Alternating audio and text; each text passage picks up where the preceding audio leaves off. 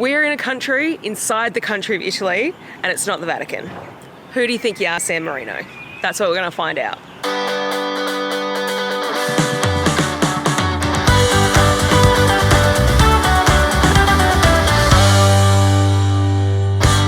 At 61 square kilometres and a population of 33,000 people, the Republic of San Marino is the 5th smallest country in the world. In 300 AD, a young lad called Marino was trying to escape religious persecution, and he fled here to the top of Mount Titano.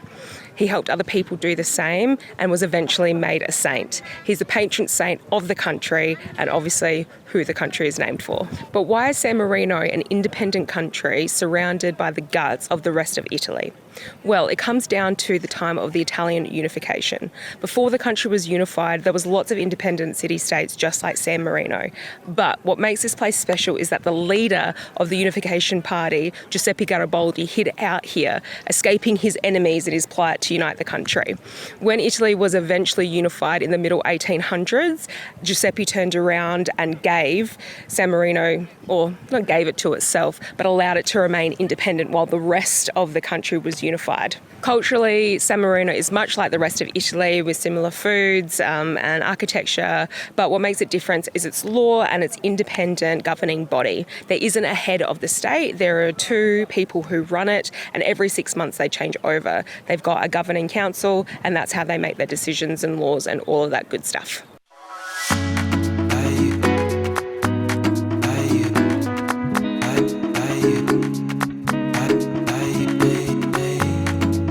So while San Marino is its own country, you don't have to get your passport checked and stamped on the way in because it's an associate member of the Schengen zone and we're already inside Italy. But you can come here to the tourist place to get a special stamp when you come to San Marino, and it's meant to be one of the most unique stamps that you can get in your passport. So Danielle's going to sort that out. Let's check it out.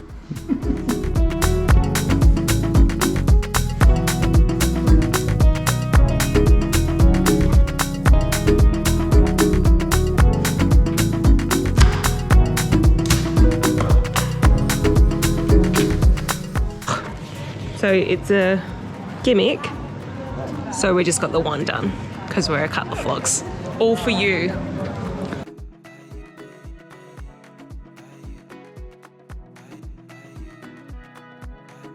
San Marino being its own country means that the taxation works very differently. So a lot of people come here for the shopping, which means now that San Marino becomes a bit of a tourist mecca and gets filled with tatty shops. Look, I'm just walking past one now. On the tax-free status, a little tip if you're driving into San Marino, don't fuel up until you cross the border. Fuel's about 20 euro cents cheaper across the border in San Marino than it is in Italy. A mistake we found out when we crossed over.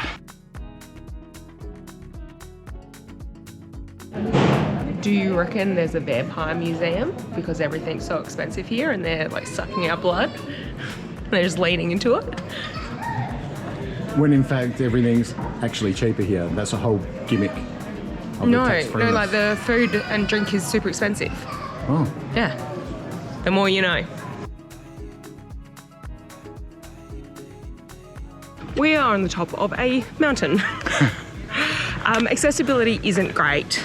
Like, there's lots of stairs and lots of steep climbing to do. Yeah. Even if you park as high up as you can, you're not going to be able to avoid walking on these slopes. So something to keep in mind if you're planning to visit.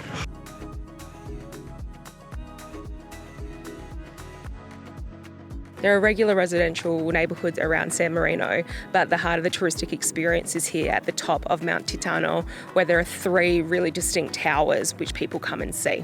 The towers are also responsible for why the country has been able to remain independent for as long as it has. There have been threats to its independence over the course of history, but because it's so high above sea level and on this mountainous range, the skilled marksmen and crossbow extraordinaires were able to defend its sovereignty. So the inside of Tower 1 is accessible to the public. You can go inside and check it out, and it's closest to all the stuff going on in the town. Then there's a nice little walk off to Tower 2 that's under renovations, and then behind me here is Tower number 3. and that's going to take you a little bit of a bush track to get here. But if you got to the other two, no real dramas, but make sure you've gone to the toilet before you go. We got street parking about halfway up, and there are car parks everywhere that you can pay for. There's one here that's right in between the two towers, between Tower 1 and 2, which is the closest that we've seen, but you're still going to need to scale some stairs and deal with the slanting walkways if you come. So the culture and food in San Marino is essentially Italian, except that they have their unique torta tre monti, so the cake of the three towers. We couldn't get this fresh. They only make it in this kind of pre-packaged form. This has an expiry date for a year that makes me feel uncomfortable. It costs €5.50 for this little fella, and it feels like a bit of a gimmick. But we're here for it. Oh yeah, that is sealed.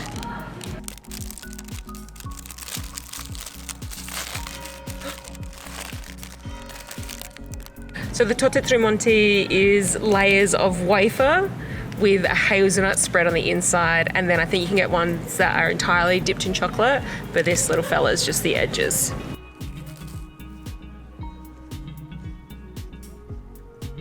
Gimmick.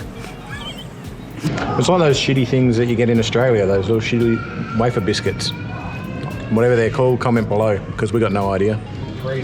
What do you think? What are your... Oh, you said shitty. Yeah, it's like real dry, and Nutella is far overrated the world around, and I can live without Nutella in my life. Well, now you've just completely undermined yourself. It's going to be the title of the video. Nutella overrated. That's going to be our clickbait title.